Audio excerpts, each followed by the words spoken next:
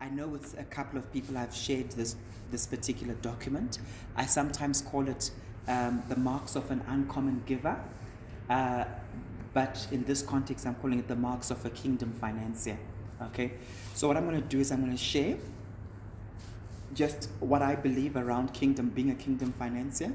And then what will happen afterwards is we're going to have a discussion where we're basically just going to be talking, and you guys are going to be sharing your hearts, like why you're here, what you're passionate about. I can see Paul is happy that his friend Tendai is around.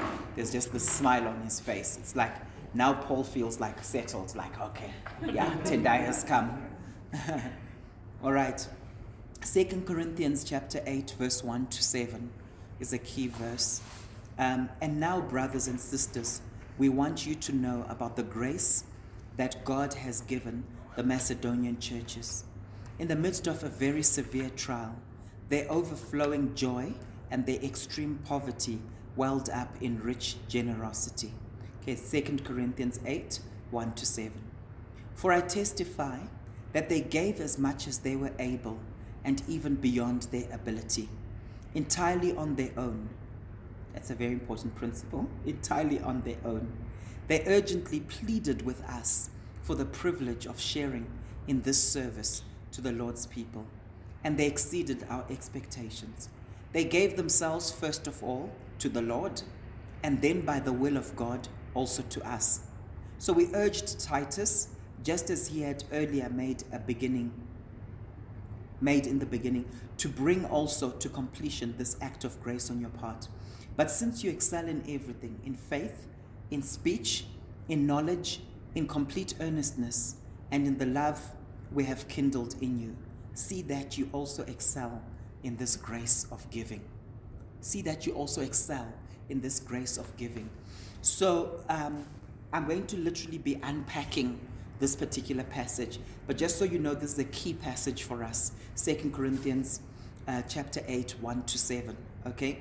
So the first key in terms of being a kingdom financier that I want to share with you is they're submitted first to the lordship of Christ.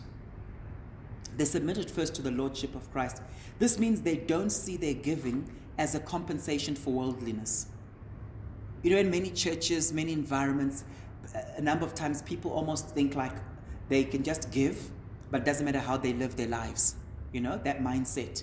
Almost like, Lord, I'm paying for my sins. Never mind the blood of Jesus, but and a lot of pastors don't challenge those people because they give, right?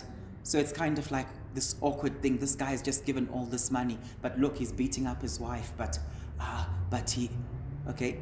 So we don't believe in that mindset of someone's only role in the church is the giving, and doesn't matter whether they're under the lordship of Christ or not. So I love how it says in this passage, they gave themselves first to the Lord and then to us. And what I found is people who've given themselves first to the Lord, they're very easy to deal with. You know what I mean? They're not difficult. There's a brokenness about them. There's a humility about them. You know what I mean? Like, it's easy working with people like Ronald. I just phoned him and I just told him, oh, we're having the thing. Sorry for the short notice, but it's tonight. I don't know if I just had a gut feeling that maybe he wasn't on any of the groups or any of the, and he was just like, okay, cool, I'll be there. Not prideful, not, why are you only telling me now? Do you know who I am? Nothing like that. I don't know, maybe he's like that at home with you, but, just nice, easy to deal with. You know what I'm talking about? And that, to be honest with you, that's the nice thing about a lot of people in our church. If you ask me, what are go people like? A lot of them, there's a humility and they're teachable, And for me, you can't trade that in with anything, You can't trade that in for anything. Larry Burkett said, giving should be an outward, material expression of a deep spiritual commitment, an indication of a willing and obedient heart. Giving should be an outward material expression of a deep spiritual commitment, an indication of a willing and obedient heart. Okay, that's the first thing. They were submitted to the lordship of Christ. The second thing is they recognized that God is their source. So this is a deep place of faith and trust. They recognize God is my source. They've been through, kingdom financiers have been through tests in their lives. A lot of them will say to you, hey, there were times when we were just eating beans and nothing else. They've been through those tests that make them broken before God. They're not arrogant business people. They're broken before God, and they know that God is their source. They're not trying to impress some boss. A lot of them are entrepreneurs, and they've had to go through that school of trusting God for finances. Okay? It's a deep place of faith and trust. This means that they've been through the school of hard knocks, where they now know him as Jehovah Jireh. God has got many different names, right? He's El Shaddai, he's Jehovah Jireh, he's Jehovah Tzidkenu. He's got different names. But when you're a kingdom financier, one of the names you have a revelation of is Jehovah Jireh, my provider. You're not bound by the fear of lack. A lot of people don't cross over to being a kingdom financier because they're still bound by the fear of lack. And they'll never do anything massively great because they're still bound by the fear of lack. In Deuteronomy 8, verse 17 to 18, it talks about this principle. You may say to yourself, my power and the strength of my hands have produced this wealth for me. But remember the Lord your God, for it is He who gives you the ability to produce wealth, and so confirms His covenant, which He swore to your ancestors, as it is today. So God gives us the power to produce wealth. That's an interesting concept if you just meditate on that. So there's power needed to produce wealth. And often when I've taught on this, what I say is that, well, why do you think we need power to produce wealth? You always need power when there's resistance. And the moment you say, I'm a kingdom believer, I'm a disciple, you're already declaring war with the enemy. The enemy doesn't mind worldly people getting money. He doesn't mind that because they'll use it for his kingdom. But when you say, I'm a believer and I'm a kingdom financier on top of it, it's one thing to be a stingy believer. But when you're saying I'm a kingdom financier and you pledge money and you make certain announcements, there's often spiritual attack, right? And so we will go on a journey where I'll also give you tools. How do you deal with those spiritual dynamics? Okay, so you may say to yourself, my power and strength of my hands have produced this wealth for me, but remember the Lord your God. In other words, we can't give glory to ourselves and to the Lord. There's only room for just the Lord getting the glory. Can you see how it says it here? It says, you might say, my power and the strength of my hands have produced this wealth for me. There are a lot of business leaders today, when you ask them, hey, how did you do it? They focus very much on themselves. Let me show you my skills. Let me show you my skills. And God isn't acknowledged in the process. He's not acknowledged in the process. So these are things we need to address and we need to deal with. Okay?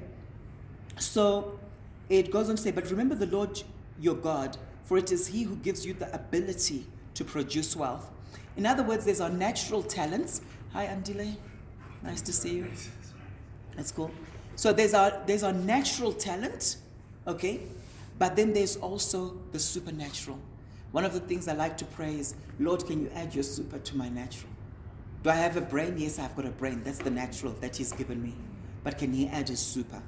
Okay. So the first is that they're submitted to the lordship of Christ first. Secondly, they recognize that God is their source. Thirdly, they know their place in the local church. Kingdom financiers know their place in the local church. This is so crucial and so important. Okay? What it means is they're submitted to pastoral leadership. There's some people who, they were very humble when they started out. And then they start making a bit of cash. And now they're trying to instruct the pastors what to do and how to run the church. Okay, so that's not going to fly in this environment. Okay, it's not going to work, right? Because sadly, what ends up happening, and I've been there before, where you'll have in certain churches, business people getting special seating, I remember one time, as I was a pastor in a particular church, okay, not in this country. I was a pastor in a particular church, and I remember, even though I was one of the pastors in the church, I went and I wanted to sit somewhere. And I remember one of the kids of one of the business people, one of the wealthy business people was saying, sorry, you can't sit here. This is where we sit, okay? Because there was reserved seating for some of the business people. So the way we're going to do it in this church is we're going to keep things on the down low. Do you know what I mean? There are going to be no celebrities and that kind of thing, right? What you are doing as kingdom financiers, if you want God to reward you, you are doing it for His honor, His glory, right? It might not always be announced. There'll be times when it's appropriate to say certain things and so on, type of thing. But I know you guys and how you operate. A lot of you, the ones I know quite well, you like doing things on the down low in the background, no one mentioning. I've also learned, because I've been in a church that was full of quite a number of millionaires, and I learned that as pastors, we had to actually protect the kingdom finances from the people. You see, because what happens in church life is you go up and you'll be giving testimonies of God's goodness, which is great. It's important to do because it inspires people. If people hear that, oh, this is what's happened in Ronald's life, this is what's happened in Paul's life, they start feeling, but Paul and I, we go to the same prayer meetings. Paul and I, we've had hands laid on by the same pastors, prophesied over in the same Ignite. You know what I mean? Then we're like, if it's happening for Paul, Lord, don't pass me by. You know what I mean? Right? So it's good to share testimonies, etc. But what we found in one of the churches we were part of, the business people ended up getting harassed by people. You know, when you go to church and you just want to chill and just want to focus and you want to worship, but almost every Sunday someone is asking you for a job. You see? Then you start feeling bad because there's that guilt. Because a lot of the business people, they've got the gift of giving, so they're generous. But then now you've got people coming to you. It reached a point in that particular church where we actually had to say, guys had to go through the pastors if they had certain needs. And then we would sort of like speak to certain business people. It ended up being like that. So all I'm just saying is just use discretion in terms of how you carry yourself, what you do. I know some business people, for example, where it's easier for them being in some of these bigger churches where no one really knows them and where many people have got fancy cars. You know what I mean? Because if there are just a couple of people in the church with fancy cars and so on, people assume because you've got a fancy car, you've got lots of money, and there's that pressure. So it's important when you're a kingdom financier to understand that you have pastors and to be submitted to the pastoral leadership. Okay? It's not, so if we're about to do a building, and some of the people have been good at it, some people not as good, right? But if we're about to do a building, it's appropriate to then say, you know what, yes, we want to finance this thing, but tell us, Pastor, what's your vision? You get what I mean? That's the starting point. As opposed to people who've got money now saying, this is how it must be done. No, this is the type of thing we must do. It needs to look like this and this, because you're not the visionary. You get what I'm saying? Okay? So things like that have to be very clear, because it's very subtle. Also remembering that you're always in authority and under authority. So what tends to happen is some people never move in and out of those roles. I've preached on this quite a bit, haven't I? So some people are in authority in their workplace because they're in charge of their organization. Then they get onto the highway. They have to understand that I'm now under the authority of the Gauteng Metro Police. If I'm stopped by them, I can't say, do you know who I am? You can't do that. When you then go to your kid's school and a security guard says, you know what, don't park here, park here. Just because you've got a big fancy car, you can't say, do you know who I am? I'm the CEO of such and such a company. You have to be under authority. Then when you go back home, you're now in authority again. So we are always doing that. But I've found there's some people who know the impact they have on a church financially and so on. They walk through those doors. It's not happening now in this season of the church. But there's some people who think because of their giving. And we've had, remember with our church, we've had lots of people come and lots of people go, you see. We've had people where, how can I put it, month to month and so on, you know that, okay, when that person tithes, it literally will take care of, a very large portion of the budget. Okay? They've since left. But the point I'm just making is we have to always guard our hearts. They know they're not the visionaries of the church. They have a heart to serve. They do not use their giving to control. And that's quite important. You know, there's some people who almost have this thing where they want to now micromanage you. We've got systems, and we're transparent about those systems. I don't do payments. I can't go onto our EFT thing and make any payments. Okay? The payments in our church are made by Pastor Wimbai. Okay? And then there's usually a backup if she's not there, and so on. I authorize payments. So Pastor Vim can't just make a payment which is not backed up with an authorization. And then Q, Tendai's wife Q, right? She, on a monthly basis, then checks to see that our accountant has all the information. So everything that goes through in terms of the transactions needs to have the backup. So she then often will query and say, okay, this amount that was paid. But typically, because I've also got the church card, I can't do a lot with it. But if I need to go downstairs and get something for an event, or we're about to do a couples event and we've run out of tables and I need to go to Macro, I can use the card for that, and all of that is backed by receipts. All right. So that's our current setup. So there's transparency. But you have some people who are kingdom financiers, and they literally will want to give money, but first of all, they want to know, so where is it going to go? How is it going to, type of thing. Okay? All the tollies sit here. Aisha? Okay. I'm recording this, not through my lapel, but it'll be a good enough recording for guys. The other guys will be coming late. So, okay. Their identity is not in their wealth. That's the other thing about kingdom finances. Their identity is not in their wealth. So they're not the kind of people where they walk very confident when their bank balance is great, and then when they're struggling with their business, you can see it all over them. They're those people where it's like they go up and down based on how they're doing financially. That's not healthy. It's not healthy. Okay?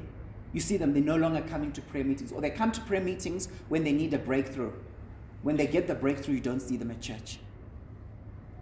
These are things we have to watch out for. I see it happening, right? They know that they could lose it all tomorrow. So this is all linked to this important point of they know their place in the local church. All of these things are things that bring about a humility, right? One day you can have a multi-million rand empire. The following day, it can all go. That's the nature of money. Okay. Philippians 4 verse 12.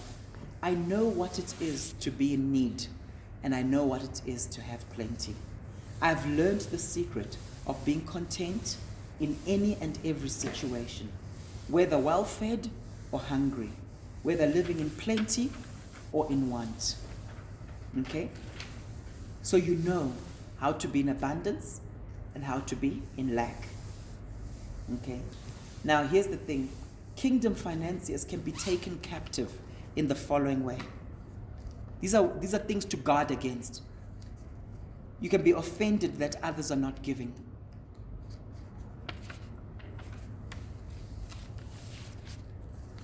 I'll also send you these notes, by the way. Although I know it's good to take your own notes as God speaks to you. Just guard your heart, guys. As kingdom financiers, you can be offended by a number of things. You can be offended that others aren't giving. You know what I'm talking about? There are times when as kingdom financier, you give, but then you see other people, and it's easy to judge because you'll be like, I know that guy earns a lot. I know this guy's got a business and is doing this. He was even boasting about it the other day. But what is he giving? The first thing we need to realize is we don't know, because a lot of giving happens under wraps. You know what I mean? It's not like people always announce it. So always ask yourself, what else could be true? Maybe I don't know. Right? Having said that, I was speaking to someone who was just sharing with me how they actually had a group. They were building a building and they had a group of kingdom financiers in that group. And they would challenge each other. They got to know each other quite well. They got to know that, oh, Ishe is making X amount. He's just landed that big deal over there. And then Ishe would pledge an amount as a kingdom financier. But the relationships were strong enough to be able to say, my brother, you're playing. You know what I mean? They were able to actually say that. And they used those terms. They're like, you're playing. We know you're playing. Now the pastor can be impressed because he's seeing the money coming through. But as a percentage of how much the person is earning, the pastor doesn't always know, you know what I mean, what the guy's business is bringing in, you see. But in this group, they ended up being like that. And that's why part of the vision is, I want to start a group for pastors in training, okay, and current pastors, right? A discipleship group. We're going big on discipleship, by the way, next year. My wife will be starting her group also, a couple of groups. We'll be having more prayer meetings and stuff. So I'm going to have that group for pastors, but I'm also going to have another group for kingdom financiers. And we'll discuss towards the end, like how often can we meet as a group, and so on. My job is to fan the flames. My job is to be praying for you guys. My job is to encourage you guys. And fortunately, because of my background, it's also to then give you the tools, you know what I mean, around, oh, here's some tools that, you know, you can use to go to your next level. You know, here's this material, here's that material. Does that make sense? Okay. Hi, Pandai. Come through, come through. There's space for you right here. Specially kept for you. Right? So that will be my job. My job will be basically to inspire in terms of that way. I appreciate you guys coming all the way from Joburg, by the way. I saw how the traffic was. I was also coming from Joburg. It was moving very slowly in the rain. Okay? So my job will then be to equip you, to give you the material. So for example, when Pindai spoke to me about being a kingdom financier, I actually sent her these notes already because I've preached this a couple of times. It's sometimes called the uncommon giver, marks of an uncommon giver, sometimes marks of a kingdom financier, right? You can be offended that other people aren't giving. You can be offended that money is not going where you deem it should go. You can feel like it's not going to priority projects. That's pride, isn't it? Often there's that type of pride where it's like, you know, I know what's best for the church, and this is what we must be spending money on, not this. There are times when, church-wise, there are times when we get things not actually because it's coming from the church coffers. There are times we get stuff because, Ronald, I hope you don't mind me saying this. Like there was a time when I said something about aircons, and Ronald phoned me and he was like, oh, I hear you need, you know, money. And aircons are expensive, getting multiple aircons. You know what I mean? And he contributed most of that. He said, can you just tell me, so how much is it? Okay, boom, done. Now, someone who's got a critical spirit can come in and think to themselves, but the church should be spending its money on, and then they could mention something else, not knowing that the money didn't come from the church coffers, it actually came from someone who was, you know, committing. So I'm going to show you guys towards the end of this when we've had the discussion, the way forward, okay? Because I'll be sending out the list like for next year in terms of the where we're at. Obviously, a lot of it is to do with the building and what we want to ultimately do, okay?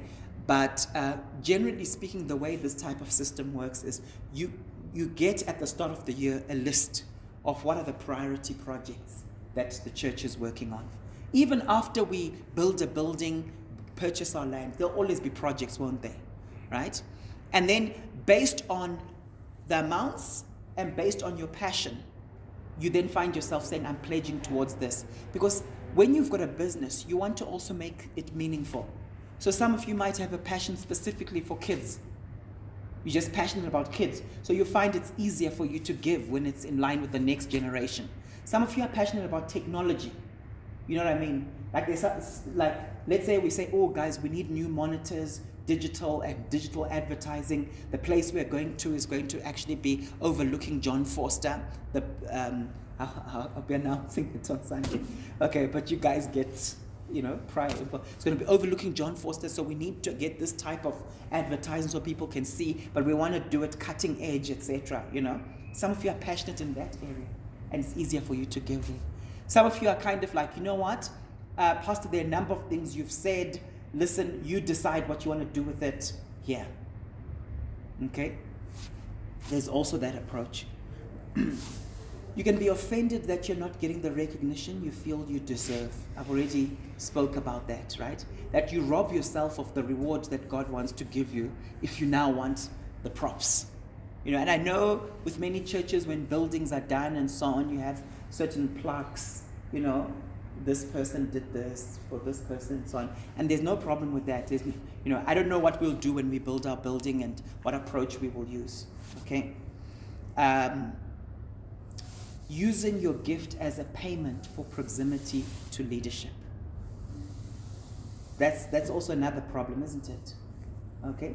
It's a big, big problem that we see, where people almost feel it's their right to have weekly meetings with the pastor, free coaching sessions with the pastor. I've appreciated the last 2 people, in fact, last 3 people, because there's a couple of people in the church that I actually coach, like professionally. And the last couple of people, they've insisted on paying. They've been like, no, we can't just have freebies. This is your profession. Do you know what I mean? Okay. So there's what I do pastorally, where we'll meet, we'll talk about, hey, how's your marriage doing? How's your thing and so on. But there's also my professional hat. When I was now in Manchester, for example, the pastor's wife, that side, there's Ellen and Ruth Taylor. Ruth, she's a GP. And we were talking about this concept, and I said, like, if there are people in your church who come to you and you're a GP, do they have freebies? So it's just about understanding that there are multiple hats on. So sometimes people think because they give a lot, then they can demand, like, I'm seeing you tomorrow. You need to give me time. And you need to give me more time than you give the poor widow over there. It doesn't work like that. Okay? We give you time because we love you, we care about you, but it's not based on how much you give. Okay? Okay. The 4th major point I want to share with you. So that was all under, they know their place in the local church, by the way. So the first major point was they're submitted first to the lordship of Christ, based on 2 Corinthians 8, 1-7. Then the second major point was that they recognize that God is their source. That's Deuteronomy 8, 17-18. The third major point was that they know their place in the local church. Okay? The 4th is that they dream with God. Kingdom financiers dream with God. And this is so powerful. You know that there are people today who they're literally getting supernatural dreams from the Lord.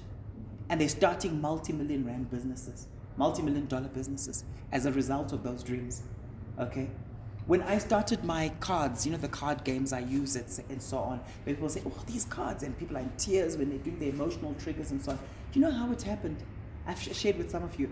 The guys who print my books, they're Christians, the owners. Okay, 2 ladies. And they said to me, they were praying for me when we started out the projects. And they basically said, Paul, one of them said, Paul, I'm not just seeing books here, I'm also seeing games.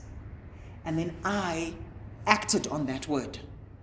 And that's where the games started, the card things started. Okay? And I believe they're going to go global. It's so refreshing, like pitching up at someone's house in Manchester and seeing the set of cards, When I was at my brother's house in Leicester, seeing the, cards there, knowing that people are using them that side. People asking, we want more. So for me, that's a blessing. So they dream with God. Now, when you're dreaming with God, it has to be a God-sized vision. It has to be a God-sized vision. It can't be something that's too small. So when someone is dreaming with God because of the size of it. Guys, if your mindset is, it's us 4 and no more, just me and my kids and my wife, as long as we've got enough for our house, then that's okay.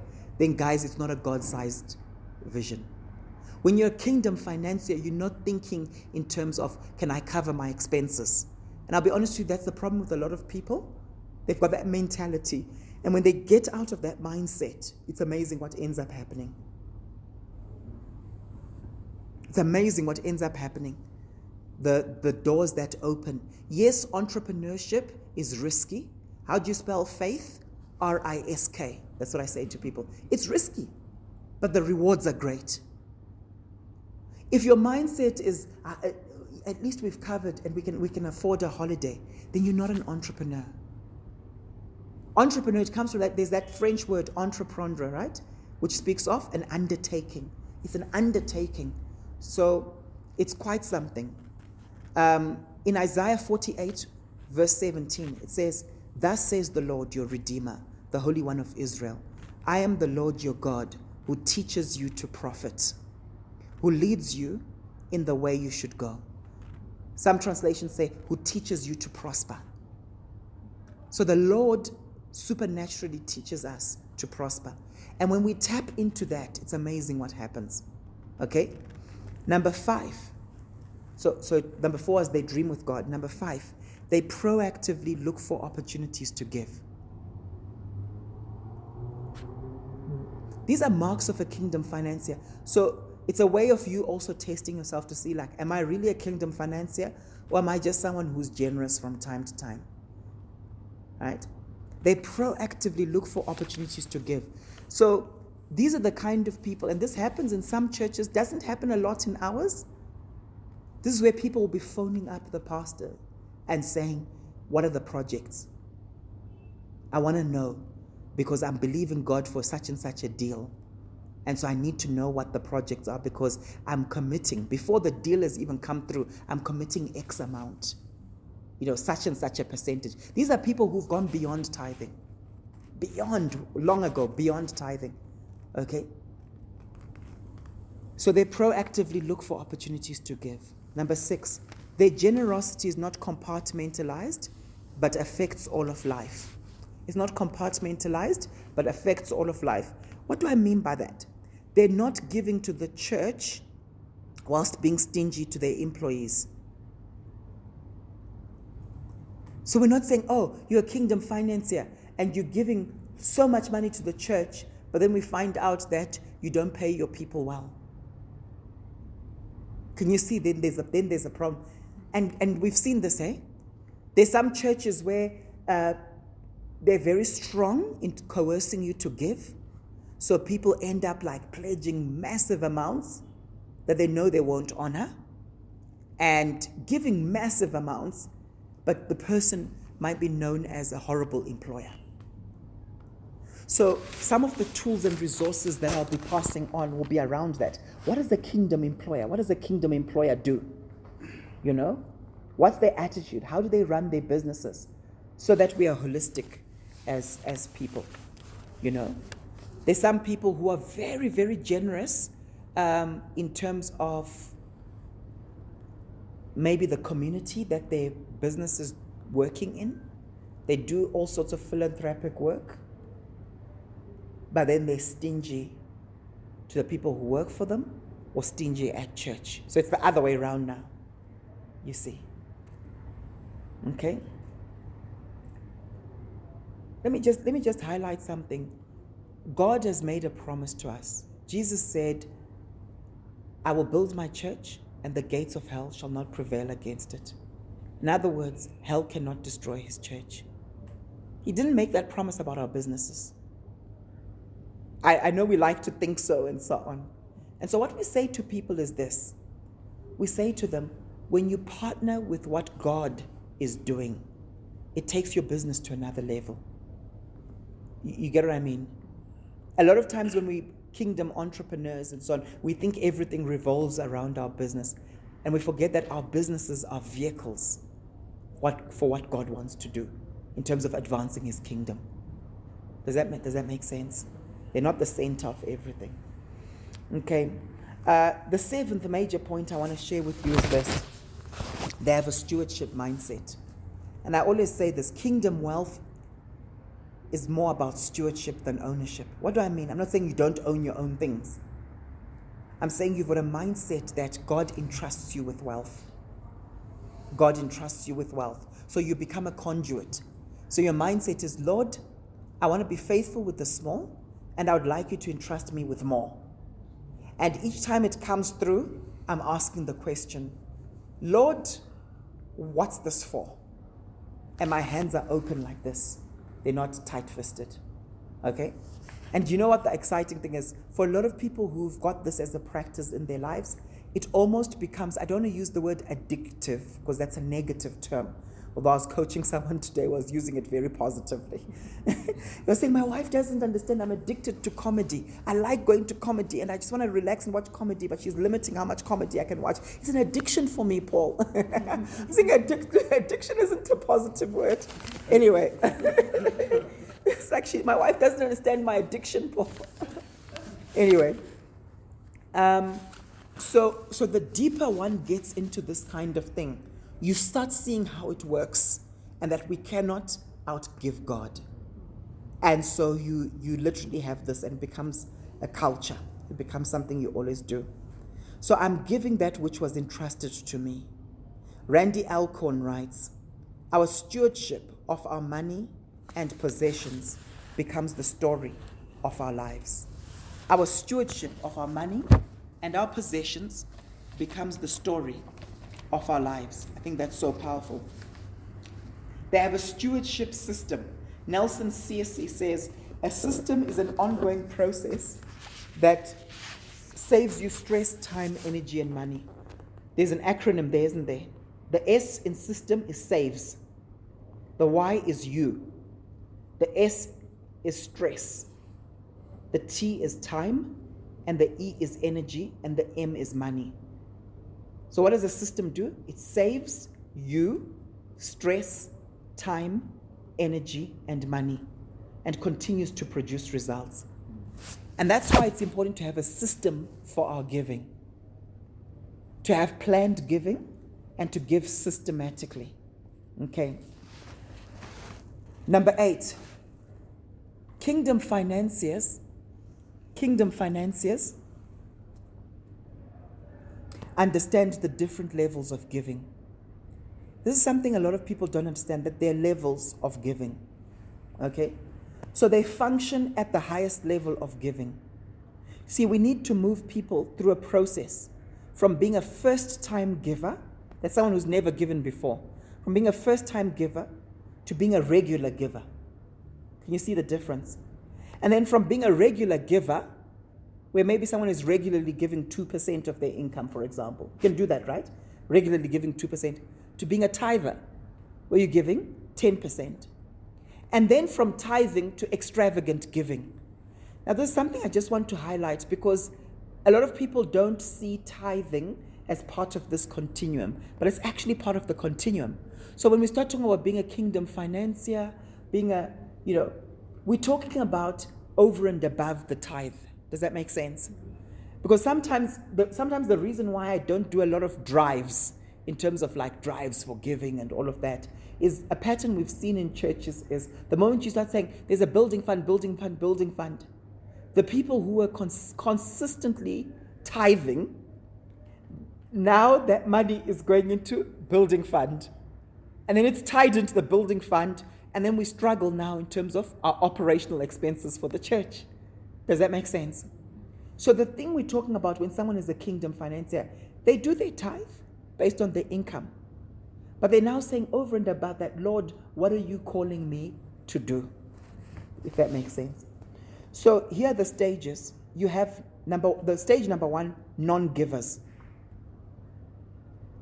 And we can actually do that here in the church. Like on Sunday, I can actually say, okay, guys, some of you in this room are non-givers. You don't actually give. Okay?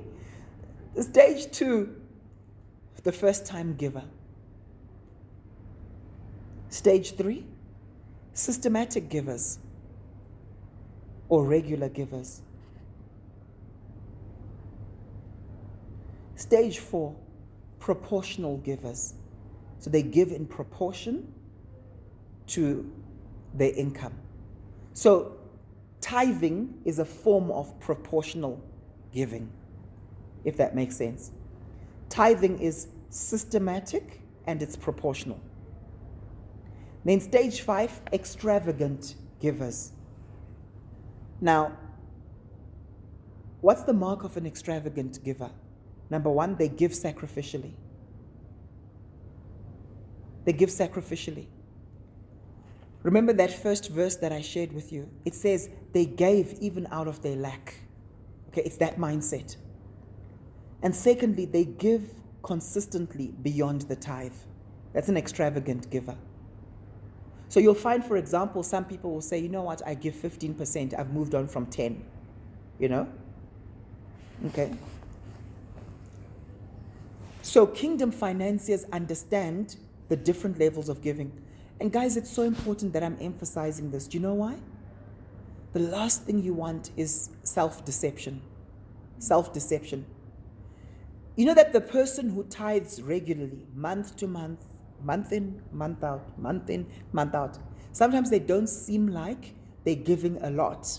But when you actually add it up, by the end of the year, you see that it was a significant amount. But then sometimes you have some people who call themselves kingdom financiers, but they tend to do it as a once-off thing, once every 2 years. And it seems like it's a lot. And they think they're impressing their pastor. And some pastors are like, wow, oh, amazing. But when you look at the pattern, especially when you get to know people better and you've known people for a number of years, you start noticing, wait a minute, this person doesn't actually tithe, number one. Number two, the extravagant giving, once-off giving, happens based on a surplus. You know what I mean? So they land some big multi-million rand deal, and then they give X amount, which seems a lot relative to the church budget, but relative to what they've actually made, it's not that much. You see where I'm going? And they only do that maybe once every 3 years. But in your mind, even as a pastor, it just sticks that, oh, that person gave us that big amount where the church desperately needed it. So you think the person is a kingdom financier. You understand? Okay. So you want to watch out for that. Number 9, they understand the various forms of giving and they practice them. So what are the various forms of giving? We've sort of touched on some of them. The first one is tithing. Then there's offering. Then there's sacrificial giving. Then here's an interesting one, guys, which we must not underestimate. Remember, your money is symbolic, isn't it? Money is, it communicates value, doesn't it? So with some of my clients, we do barter arrangements. So where am I going? Giving of their time, their skill, and their labor. That's a form of giving, hey? Let's not underestimate it. There's what you do as a volunteer in a church. That's your usual, like someone is on the sound desk, someone is doing hospitality. But then some of you here have got certain skills.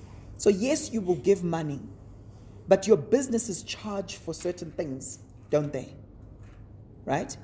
So for example, and no pressure, Pindai, I've just thought of what your skill is. For example, when we're building our building and so on, we're going to need quantity surveyors, aren't we?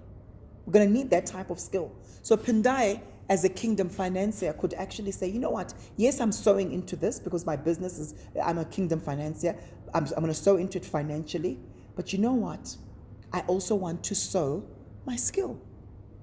And then the way I teach kingdom finance is I say, whenever you sow your skill, be very, very conscious of how much it would have cost people. So actually put a price to it. And in your mind, when you are praying, believing God, you will actually be aware of it. You'll be conscious of it. That, Lord, I sowed X amount. Does that make sense? So I've sometimes done it. Let's say I give people, let's say I do a free coaching session or free marriage counseling or whatever the case may be. From time to time, I'll be conscious of, this is how much it would have actually cost these guys. Okay? So I was in the UK now, and on behalf of the church that I was part of, we did a public seminar, a motivational seminar. And I was conscious of the fact that, you know what? I would have been paid by a company X amount for this talk. You know? Now, what does that translate to? When I'm now praying, when I'm here and believing God for my harvest, I'm conscious of the fact that, you know what? This is what I've sown. Does that make sense, guys? Okay, so try to be creative that way in terms of your skills, especially when you're skilled in a particular thing. Okay, some people, well, when it's a skill, and a service you offer professionally, that's what I'm talking about. Okay, something that's a blessing. Okay, and then there's also almsgiving. Those of you who are from traditional churches, you know what I mean by almsgiving, right? ALMS, almsgiving. This is where you give to the poor and the marginalized. It's also a form of giving. You know what I'm looking forward to? I spoke to a particular kingdom financier recently. I'm looking forward to, let's say there's someone who's passionate about training up young entrepreneurs in this country. You know what I would really love? For someone, not through me, to go directly to my printers. I'll introduce them to my printers and a kingdom financier to say, I want to buy 1,000 copies of Business God's Way. And we're going to be distributing them. We're going to do a seminar in Soweto, a seminar in Tembisa. And afterwards, we want to give the young guys that. Business God's Way and Kingdom Business. And maybe Kingdom Wealth, those 3 books. That'll be powerful. I'm not saying it just because they're my books and so on. I won't gain from it. Do you get what I'm saying? But I'm saying being creative that way to actually say, that's a form of almsgiving. It's a form of community upliftment, to say, here's how we want to sow into our communities. That's just an example from my world. Okay. Number 10. They're covenantal. Are you getting something out of this, guys? Yes. Cool. They're covenantal. They're covenantal. A covenant is an agreement. A covenant is an agreement. Okay? So they make agreements with God. So for example, remember the famous thing my wife heard from the Lord some years back, where the Lord said to her, take care of what's mine and I'll take care of what's yours. Around the time we were starting the church and that kind of thing. In other words, look after the church and so on, and I'll look after you. That's an example of a covenant. They're covenants I've made with the Lord, that when I do my talks, not everyone in my industry has to do this if they're Christian, but one of the things is almost all the time I'll mention while I'm speaking, at some point I'll mention I'm a pastor. But I'll say it in a tasteful way. I don't like it all the time when the other people say it for me when they're introducing me. There was a time when someone was saying, and he's also a priest, so he's also a minister, So if they said something like that, he's also a minister, so he wears different hats. So if you need help on the spiritual side, he can also help you.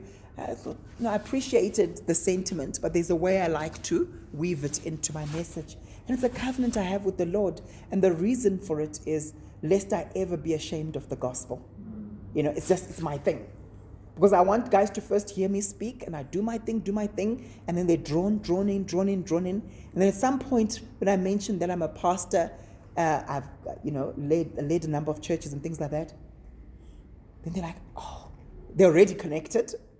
And they're like, oh, so Christians they also talk about cool, funky stuff and are also quite clever and stuff. Oh, okay, cool. Do you know what I mean? And then they're hooked in.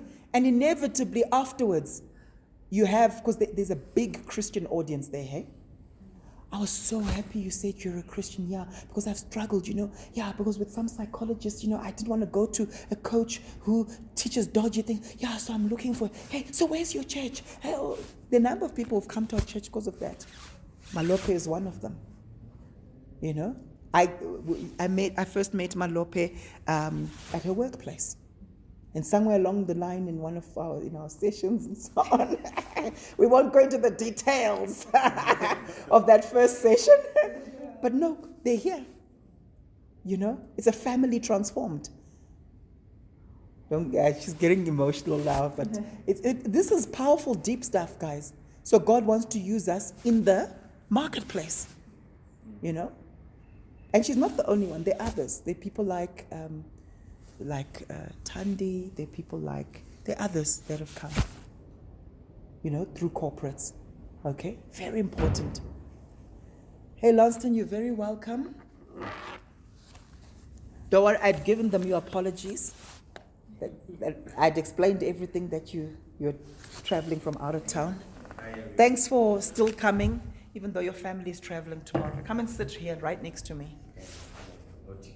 No, Lanston, no. And I'm recording this, so you'll be able to get the hour that I have shared so far. Thank you. Okay. You're making it sound like AA. Hi, I'm Lanston. And I'm late. No, we're glad you came. Yeah, that's a good one. Hey? I'm Lanston. I'm a kingdom financier. Okay, so they're covenantal. That's the 10th point. So they make agreements with God. And these are powerful agreements. Sometimes these agreements can be very financial. Lord, you know what? With this new business, maybe it's your third or fourth business for those of you who are serial entrepreneurs, like a couple of you here. Lord, with this business, 50% of the profits that come out of this additional business are going into the kingdom. There's some kingdom financiers will actually create a business that's specifically for the kingdom. So the other businesses, they make the profit, they eat the money and all of that. And they'll say, this one, Lord, is the kingdom one. Okay? And what will be so powerful, you know what I'm hoping we do at some point? What is it called? Is it Kwasi Sabantu? What is it called? It's a place in KZN. You know the guys who do Aqual Water? You know Aqual Water, that mineral water? You know that business? They're producing tons and tons per day. I mean, it's everywhere, right? Aqual Water. And they've got other products. Do you know the story behind it? Pure hardcore kingdom financier. Basically, that's a Christian business. Started with the purpose of financing the ministry. There's a big ministry down there and so on. My friend Pastor Chooks, he's been down there just to check it out and to see how they do what they do. It's scary. It's frightening what they're doing. Imagine we do a trip, guys. Imagine we do a trip down to Durbs. We either all fly down or drive down, and we just go just to do it, just to check it out, to see what they're doing. It's an amazing outfit. Okay, so we make agreements with God. So I've got a few of those agreements that I've made with God. For me, some of my covenants with God, it's around prayer. There's a certain extended period of prayer that I do on a daily basis. Okay, it's a covenant I have with God. There's a time, and I'll share this with you guys. I remember in about 2016, I had a similar covenant with God in terms of my prayer and the extended periods I was doing. And I stopped at a certain point, and literally a few days later, we were burgled. And I know it's easy to sort of think like, but God isn't like that. But let me tell you, I've learned something that God, when you make covenants with Him, there's tremendous blessing. But when you break some of the covenants, it opens all sorts of doors. To be honest with you, I wouldn't be surprised if there was a link between that burglary and me stopping that prayer thing that I have been doing for some time. I'm just being honest. So all I'm saying is, don't make covenants with God lightly and just say, God, but God understands. You know? Seriously. You know, that's why, for example, even with the marriage covenant is so sacred. It's super, super sacred. So when there's infidelity, when people do this or do that, I mean, it's frightening. The stuff I deal with in my marriage counseling, you know, it's like I'm watching a movie. I had a session this morning with someone, and they said, Paul, there's so much drama in my family.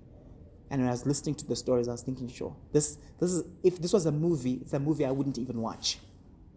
That's how hectic it is. Yeah.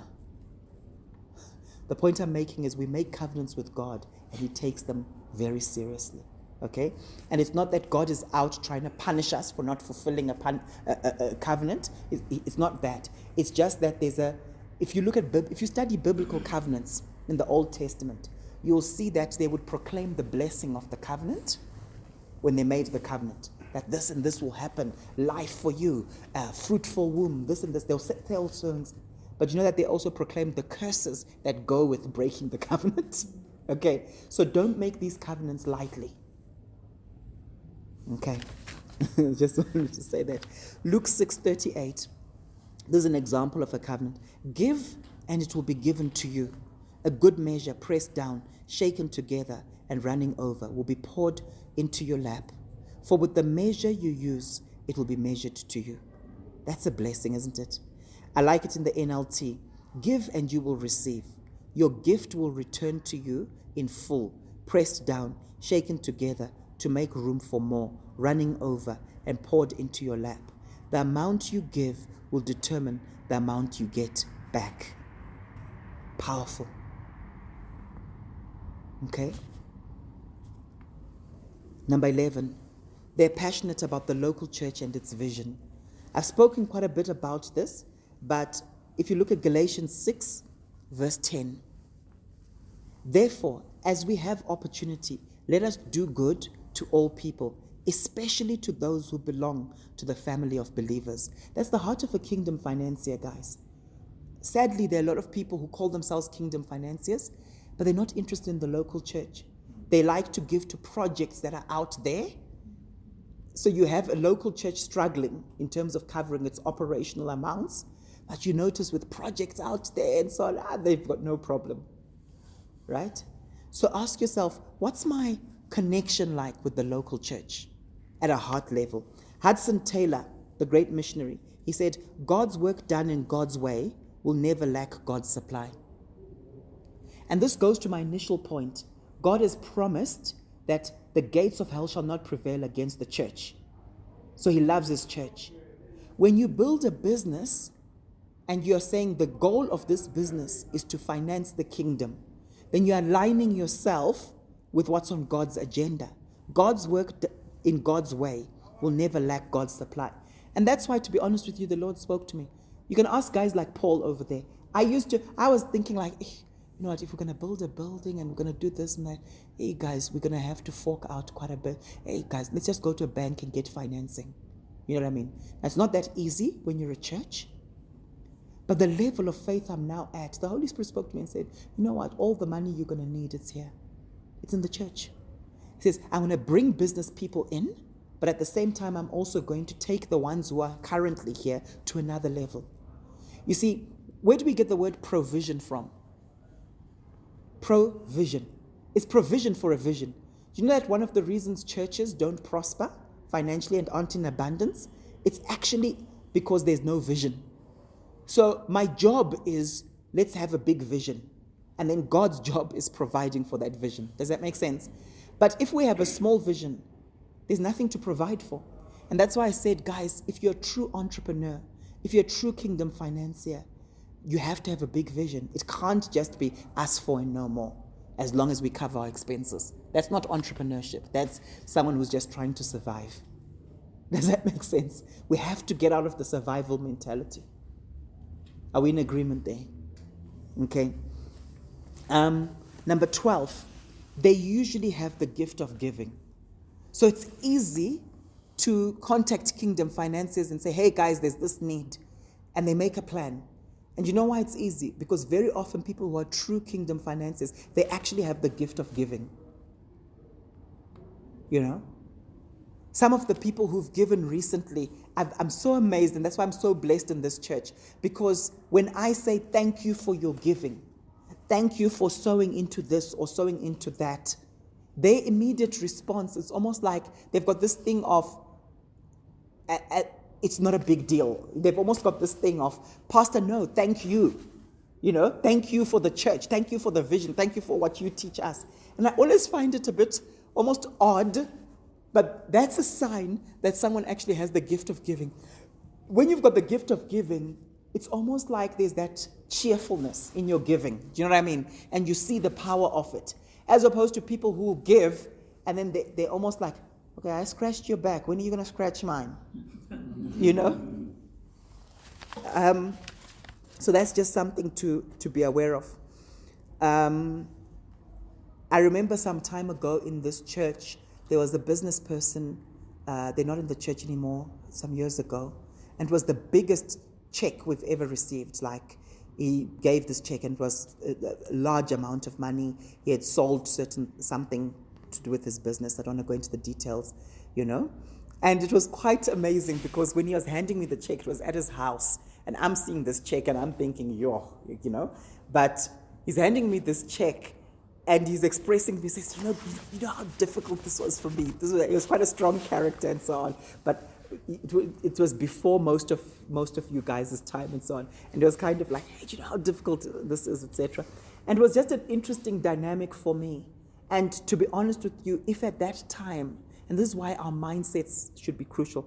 So at that time, I literally used the money to cover, it was quite a lot of months' rent, basically, for where we were. All right? It was like 11 months' rent or 10 months' rent. The days 2010 and 2011 when we were in Miracle Park previously. How many of you were here when we were still in Miracle Park? Any of you? Okay, so it was back in the day. Miracle Park, the one opposite a lifestyle center, across the road from it on Old Joburg. Anyway, so it was when we were still there. And when you almost kick yourself because you think, if I had the ownership mindset that I now have, because think about it, so it was a few months into the church plant. We started the church April 2010. This happened in about 2011 or beginning of 2012, maybe 2011, somewhere there. If I had known what I've known now, that could have been a deposit for land. It could have been, and that's why I'm open to you guys challenging me. If ever you see that I'm thinking small, challenge me. Say, Pastor, with the mantle that you carry, that's false humility, Pastor. Please, I just want to humbly, with all due respect, say, Pastor, don't you think, Does that make sense? Okay.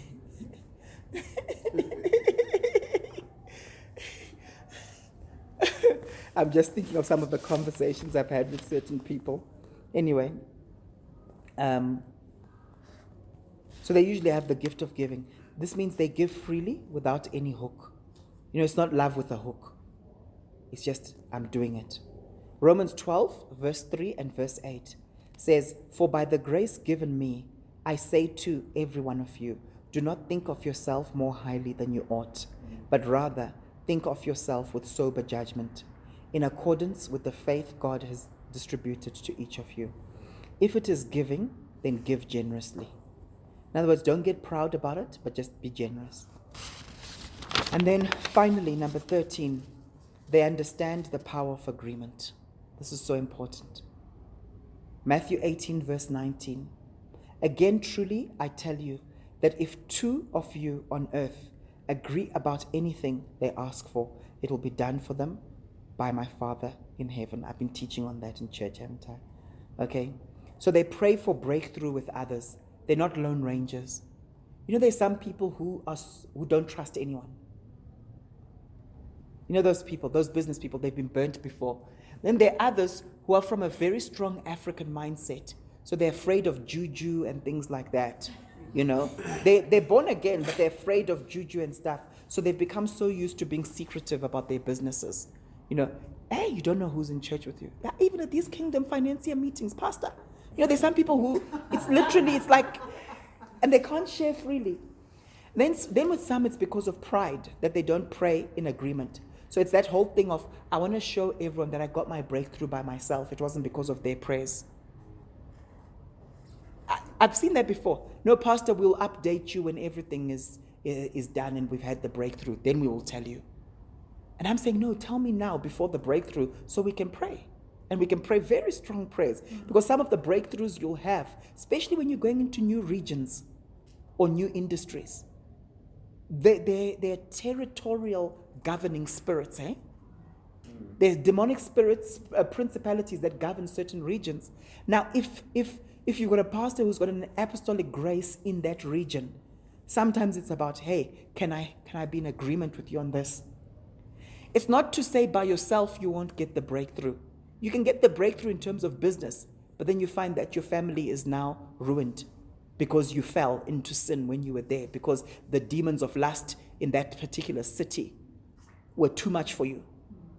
When you're at home in your environment, you are fine, you're covered. But you went and you did business in a particular city where it's got certain types of spirits that you couldn't deal with. You see? That's why it's good having and this is one of the things I'm saying I will make myself available to do. Say, guys, you know what? When you're going somewhere, like Lanston said to me the other day, I know, Lanston, you don't like me talking about you and things like that, but this is it's an object lesson of how you were a good example of something. This is nothing to do with your giving. This is just to do with something you did. He was going to Zim, and there was a particular thing he wanted to do there, business-wise and that kind of thing, and he spoke to me. And I'm going to ask him just now when we start sharing our experiences, I'm going to ask him what he asked me and then what my response was. You get what I'm saying? Those are the type of relationships that I would love to have with you guys. So you're not on your own. Ronald, I wasn't thinking of you, okay? I know you've just come back from Abu Dhabi, okay? So don't feel guilty or bad or anything, okay? Okay? It's not a control thing, you understand? Okay? It's just good to know, like, getting a phone call from, let's say, Kume, hey, Pastor, I'm going to New York now. Please just cover me in prayer. Do you know what I mean? As opposed to leaving it to your mom to update me. That kind of thing. I know the reason Kume didn't do it is because she knew my mom will do it anyway. But can you guys see my heart? That's my job. And for me, it's so fulfilling. The other thing is, give me feedback. When you have breakthrough, some people don't like telling pastors about their breakthroughs because they think the pastor will now be saying, oh, what? How much did you get there? 5 million. Okay. Now we can do next project. We can do. I'm not like that. Or he's going to tell everyone. I won't tell everyone. Okay? There's this thing with Lanston. He keeps saying, I tell people. The only thing I told people was when Lanston moved houses, because I thought, if you move and you get a new house and you get a new place and so on, I announced about Juan and their breakthrough, and I announced about Tendai. Then when I announced and I said something about Lanston and them, they're now in a new place, etc. And then Lanston was like, we haven't yet told our cell leaders. Which was Tendai, it was you, they hadn't told you. So I just assumed, like, man, these guys have connected and so on. But it's fine, guys. So I'll use my discretion, okay? I'll use my discretion. And what we said before you came was that when we do this, it's not a celebrity thing. And so we won't be announcing, like, oh, this person gave this amount and so on. We don't want to create a class system. I actually had a very good chat with Lanston about it the other day, where he said one of the things he likes about our church is there's no class system. You can go and I think the example you used was you can stand on someone's toe and not know who the person is, And for me, I know I get excited when I hear, oh, there's so-and-so and this is what they're doing in their business, etc. I tend to be quiet about actual amounts in terms of figures, but I'll share with you, like I shared earlier on, that, oh, there's so-and-so who's joined the church and this is what their business does, And then you can get to know the people and you get more details directly from them, okay? I also spoke to the guys earlier on, for those of you who came late, just about how we like to protect our business people. And I've been in churches where you've got millionaires there, people who've become millionaires, like what will happen in this church, and they get hounded by people. They never feel free to just go to their vehicle. People are always like hounding them for jobs and things like that. So you also want to be protected that way. So they're not suspicious about other people, but they'll actually share in terms of their breakthroughs, but they'll also share in terms of their needs, and not be ashamed of it. Hey, Pastor, I'm in serious debt. Please, we just need to get out of this debt, I had such a powerful time, and I think that actually helped me in getting to know Ronald better when Ronald had his experiences, just in terms of with one of the trucks and theft and things like that, And he said, Pastor, can you stand in agreement with me? There's this situation, There's a time when one of their trucks was stuck for a long time at one of the borders, etc. Pastor, can you pray with me? And I can see he values that.